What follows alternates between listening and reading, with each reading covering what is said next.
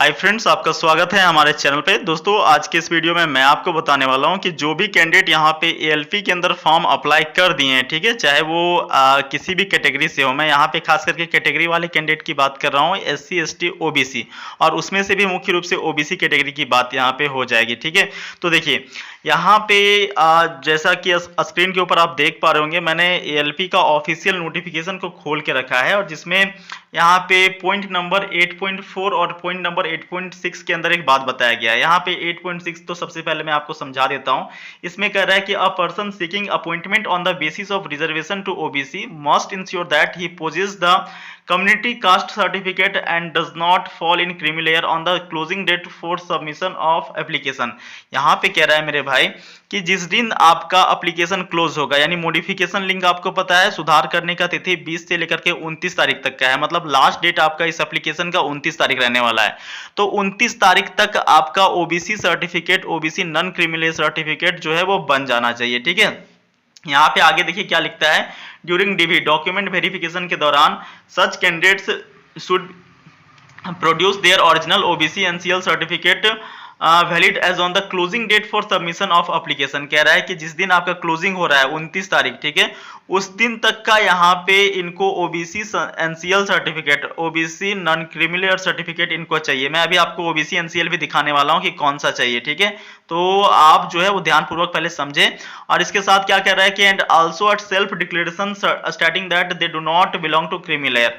और इसको ये कह रहा है कि भाई एक स्व घोषणा पत्र भी इनको चाहिए। अब स्व घोषणा पत्र तो आपको इजिली आप बना के दे देंगे क्योंकि ये एनेक्सर 2A में मेंशन किया गया। मैं आपको एनेक्सर 2A दिखा देता हूं थोड़ा सा। देखिए दोस्तों, ये आपका एएलपी के नोटिफिकेशन के अंदर ही मिल जाएगा एनेक्सर 2A, ठीक है, जिसके अंदर एक सेल्फ डिक्लेरेशन यानी स्व घोषणा पत्र है ओबीसी का। तो इसे भर के आप इजिली जो है वो दे सकते हैं, इसमें तो कोई टेंशन लेने की बात है ही नहीं। ठीक है, अब आगे देखिए, आगे दोस्तों यही 8.6 के अंदर क्या बताया जा रहा है, कह रहा है यहाँ पे कि आल्सो, यहाँ पे देखिए कह रहा है कि and also self declaration certificate, ये तो हो चुका है। आगे कह रहा है their claim for reservation on OBC NCL will not be accepted and instead they may be treated only as U R candidate subject to fulfilment of all eligibility condition. देखिए यहाँ पे कह रहा है कि यदि आप डॉक्यूमेंट वेरिफिकेशन के दौरान अपना ओबीसी सर्टिफिकेट 29 तारीख तक, 29 फरवरी 2023 तक बना हुआ नहीं दे पाते हैं, तो ऐसी स्थिति में आपको यूआर की तरह ट्रीट किया जाएगा और आपको जनरल कैटेगरी में डाल दिया जाएगा। ठीक है, अब देखिए ये एक प्रूफ हुआ, मैं आपको 2 प्रूफ और यहाँ पे दिखाने वाला हूँ।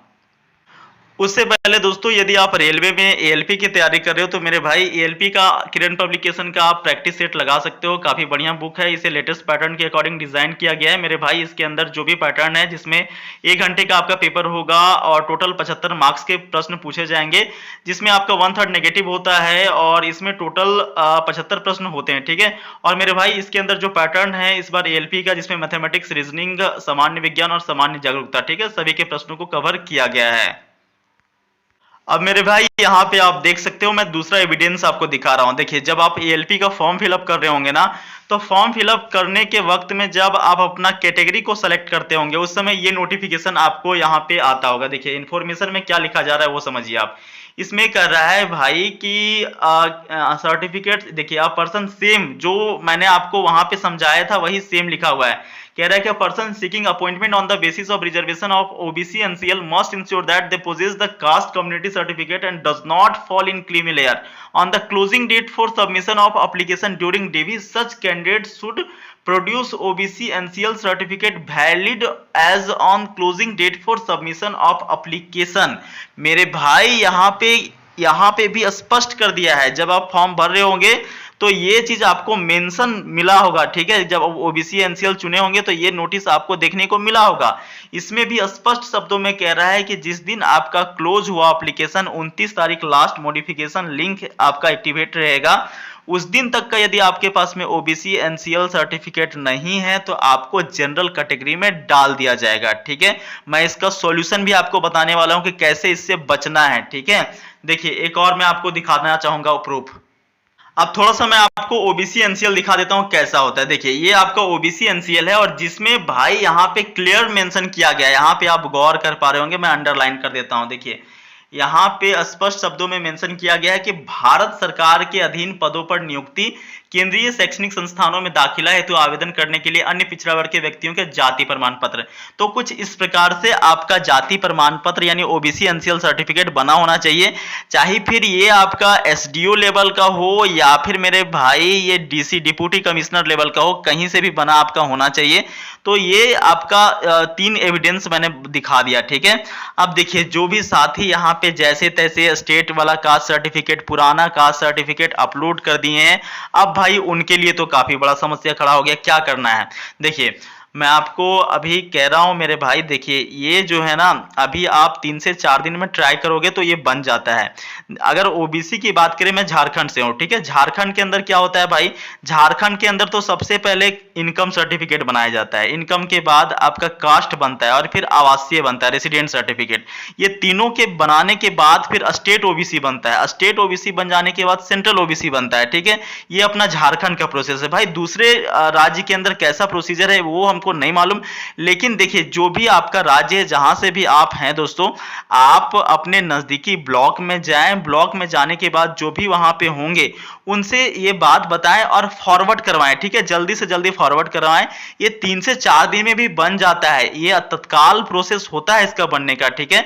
तो अभी भी 9 से 10 दिन का टाइम है, इतने समय में आप बना करके 29 तारीख तक जो है वो इसको आप अपलोड कर सकते हो, ठीक है। 29 तारीख तक इसे आप सुधार सकते हो, चूंकि मॉडिफिकेशन लिंक 29 तारीख तक एक्टिवेट रहेगा, तो वहां से जाकर के आप इसे सुधार पाओगे, ठीक है।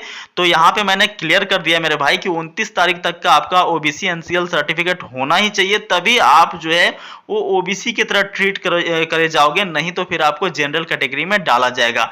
और एक ही उपाय है, जाकर के आप नजदीकी ब्लॉग, अपना ब्लॉग जाओ और वहां पे अपना फॉरवर्ड करवा लो जल्द से जल्द, ताकि ये 3 से 4 दिन के अंदर आपका बन जाए। और कोई दूसरा उपाय नहीं है दोस्तों, किसी भी तरीके से आप इससे बच नहीं सकते हो। आशा करता हूं ये सभी जानकारी आपको समझ में आ गया होगा। फिर भी भाई किसी भी प्रकार का कोई शंका हो तो आप कमेंट बॉक्स में पूछ सकते हैं। बाकी आप सभी दोस्तों से मिलते हैं नेक्स्ट वीडियो में, तब तक वीडियो पूरा देखने के लिए धन्यवाद।